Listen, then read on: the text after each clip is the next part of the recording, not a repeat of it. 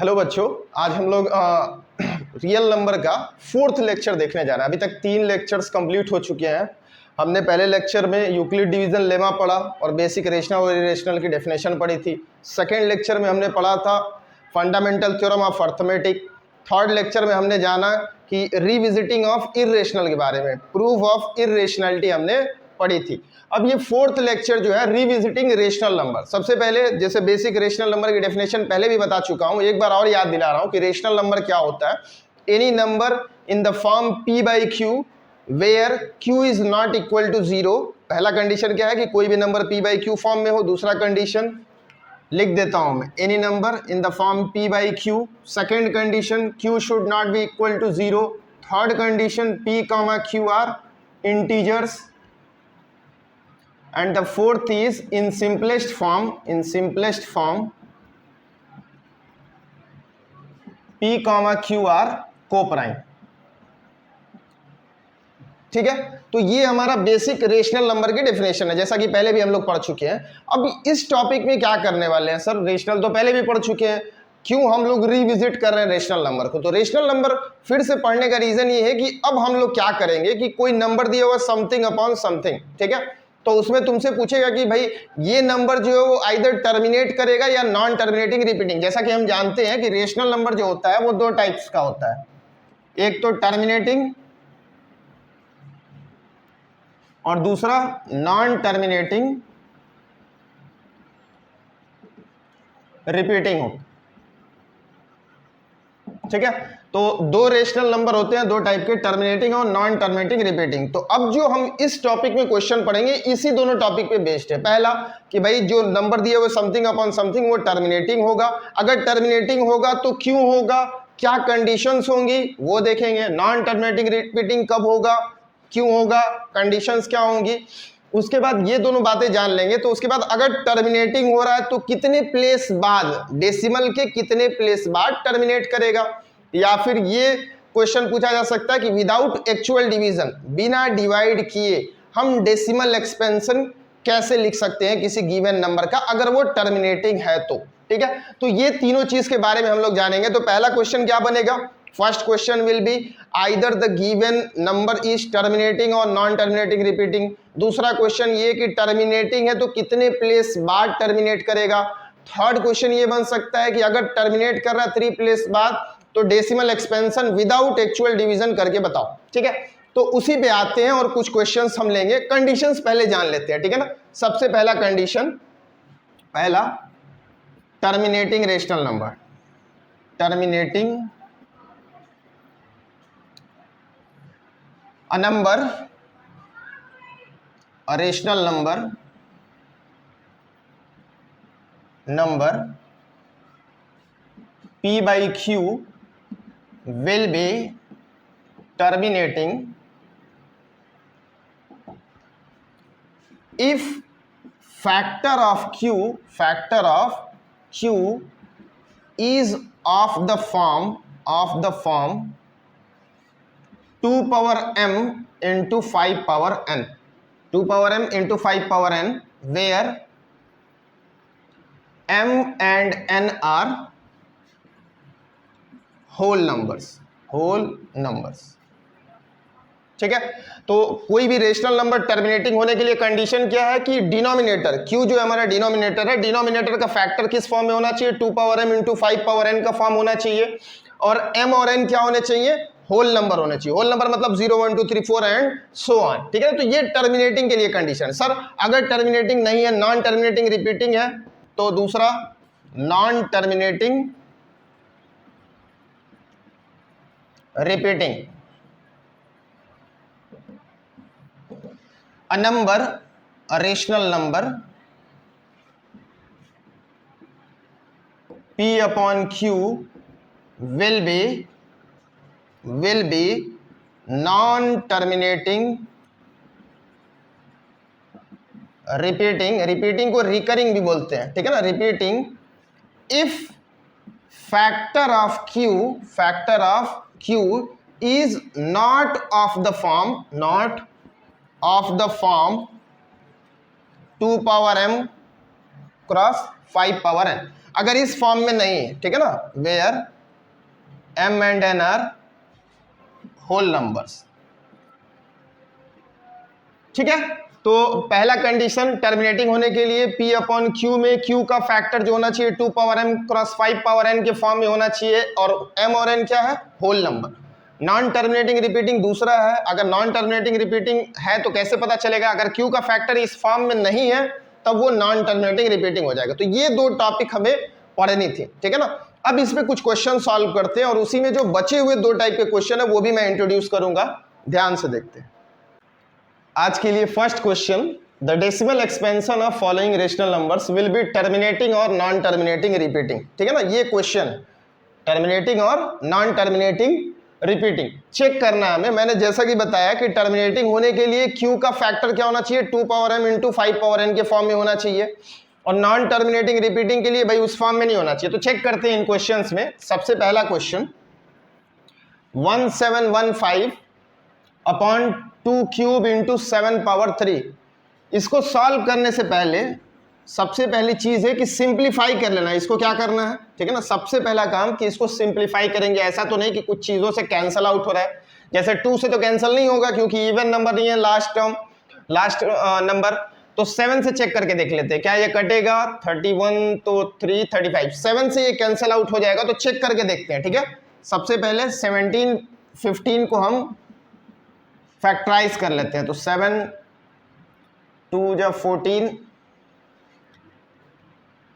7 4 जा 28, 7 5 जा, ये भी 7 3 जा 21, 7 5 जा 35, 7 5 जा 5 1। तो इसको कैसे लिख सकते हैं, 7 का cube into 5 whole divided by 2 का क्यूब इंटू 7 का क्यूब। अब ध्यान दो, जैसे कि मैंने बोला था कि ये q का फैक्टर जो होना चाहिए 2 इंटू 5 का फॉर्म होना चाहिए, कुछ एक्स्ट्रा नहीं आना चाहिए। अगर बच्चे डायरेक्टली देखेंगे तो सोचेंगे कि डिनोमिनेटर में 7 आ गया इसीलिए ये क्या है, नॉन टर्मिनेटिंग रिपीटिंग हो जाएगा, लेकिन ये गलत है। सबसे पहले क्या करना, सिंप्लीफाई करना। सिंप्लीफाई करने के लिए ऊपर वाले नंबर का फैक्टर निकाल के देख लेना प्राइम फैक्टर के फॉर्म में। तो 7 क्यूब से 7 क्यूब कैंसिल हो गया, नंबर हमारा क्या बचा, 5/2 का क्यूब। सर आपने बोला था कि डिनोमिनेटर का फैक्टर 2 इंटू 5 के फॉर्म में होना चाहिए, सर केवल 2 मिल रहा है। मैंने बोला था कि वो होल नंबर होगा, 5 के पावर 0 लिख सकते हो, कोई प्रॉब्लम नहीं है, ठीक है ना। 5 पावर 0 लिखेंगे जो कि 1 हो जाएगा। तो ये समझ लो कि 200 केवल 2 से डिविजिबल है तो भी होगा, केवल 5 से डिविजिबल है तो भी होगा, या फिर दोनों से डिविजिबल है तो भी ये टर्मिनेटिंग नंबर होगा। अगर एक्स्ट्रा कुछ भी आता है तो टर्मिनेटिंग नहीं होगा, मतलब या तो 2 मिले या तो 5 या तो दोनों मिले डिनोमिनेटर में, ठीक है। तो मैंने क्या देखा कि ये नंबर जो है वो 5/2 क्यूब इंटू है, तो since factor of q is of the form 2 power m into 5 power n, therefore given number is terminating, ठीक है। तो ये टर्मिनेटिंग हो गया, आ रही बात समझ में। अब दूसरा वाला पार्ट देखेंगे। दूसरा क्या है, 43 होल अपॉन 2 पावर 4 इंटू 5 का cube.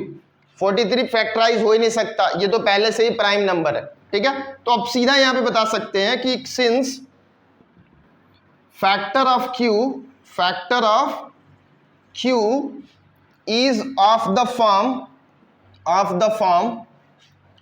2 power m into 5 power n, therefore given number is terminating। सोचो जादू हो रहा है, ठीक है ना। बिना सॉल्व किए, बिना डिवाइड किए हम लोग बता देना है कि भाई ये टर्मिनेटिंग है या नॉन टर्मिनेटिंग रिपीटिंग। बस पहला काम ये करना है कि इसको सिंप्लीफाई कर लेना है। सिंप्लीफाई करने के बाद डिनोमिनेटर का फैक्टर चेक करना है कि अगर डिनोमिनेटर में केवल 2 है या फिर 5 है या फिर 2 और 5 दोनों है तो ये टर्मिनेटिंग होगा। उसके अलावा कुछ भी एक्स्ट्रा मिलता है तो वो टर्मिनेटिंग नहीं होगा, इस बात को याद रखना है। थर्ड वाले क्वेश्चन पे आते हैं। थर्ड हमारा क्या है,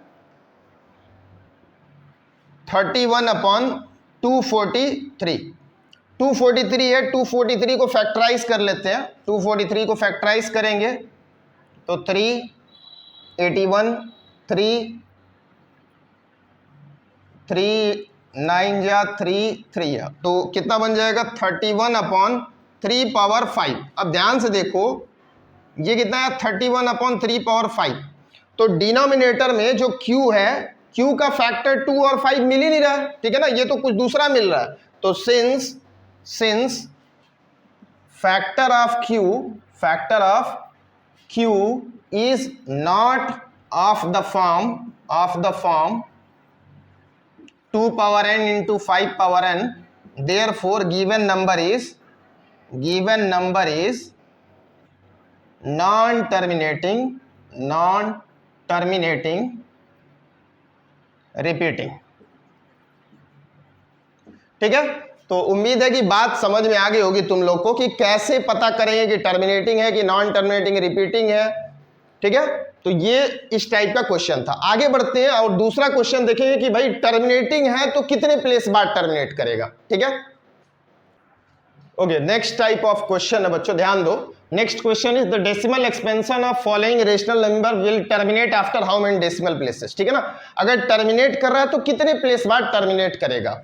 सबसे पहले तो सिंप्लीफाई करेंगे। सबसे पहला चीज मैंने बताया था कि सिंप्लीफाई करके देखेंगे, टर्मिनेटिंग होने के लिए क्यू का फैक्टर देखना है। तो सबसे पहला काम सिंप्लीफाई करना होगा। पहला क्वेश्चन क्या है, 43/2 पावर 4 इंटू 5 पावर 3। ठीक है, अब ये तो पहले ही से सिंप्लीफाइड फॉर्म में, कुछ कैंसल आउट नहीं होगा। अब देख सकते हैं कि क्यू का फैक्टर जो है वो 2 power m cross 5 power n है, तो ये टर्मिनेटिंग है। गिवन क्वेश्चन में भी पहले दिया हुआ कि ये टर्मिनेटिंग है। अब चेक करना है कि कितने प्लेस बाद टर्मिनेट करेगा। तो since factor of q is of the form 2 power m into 5 power n, therefore given number is terminating। अब कितने प्लेस बाद टर्मिनेट करेगा उसके लिए एक नोट पॉइंट याद रखना। ठीक है ना, check if a number is terminating, check the value of m and n। किसकी वैल्यू चेक करेंगे, m and n। जो 2 power m into 5 power n में जो m और n की वैल्यू है, जैसे यहां पे m की वैल्यू 4 है और n की वैल्यू कितनी है, 3 है। The greatest among m and n will be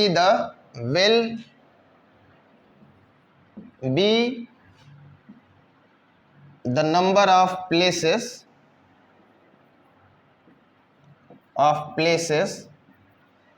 after decimal। आ रही बात समझ में। तो क्या करेंगे, q का फैक्टर चेक करेंगे। q के फैक्टर में मैंने देखा 2 पावर 4 इंटू 5 पावर 3 है, तो m की वैल्यू कितनी है अकॉर्डिंग टू दिस क्वेश्चन। इस क्वेश्चन में m value is 4, n value is 3। ठीक है, तो since m is greater than 3, m is greater than n, 4 is greater than 3, तो जो ज्यादा है उतने ही प्लेस बाद टर्मिनेट करेगा। Therefore given number will